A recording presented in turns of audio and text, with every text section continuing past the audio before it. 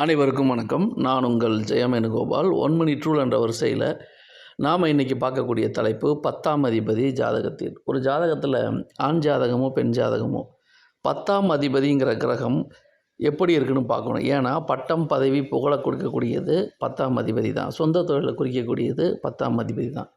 அப்போது ஒரு ஜாதகத்தில் ஆண் ஜாதகமோ பெண் ஜாதகமோ அவர் 10ஆம் அதிபதி ஆட்சியாக இருக்காரா, உச்சமாக இருக்காரா, மூல திரிகோண வீட்டில் இருக்காரா, நட்பு வீட்டில் இருக்காரா, எந்த நிலைமையில் இருக்காருன்னு பாருங்கள். 10ஆம் அதிபதியோடைய தன்மையை வைத்துத்தான் ஒரு ஜாதகருக்கு பேர், புகழ், அந்தஸ்து, கௌரவம், பட்டம், பதவி, மதிப்பு, மரியாதை, சொந்த தொழிலில் பெரிய லெவலுக்கு போகிறது, இதெல்லாம் ஆட்டோமேட்டிக்காக தேடி வரும்.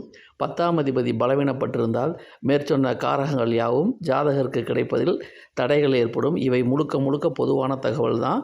தனிப்பட்ட ஜாதகத்தை பொறுத்து, அதில் உள்ள கிரக அமைவுகளை பொறுத்து பலன்கள் வேறுபடும் என்ற அடிப்படை உண்மைகளை நாம் மறக்கக்கூடாது. நன்றி, வணக்கம்.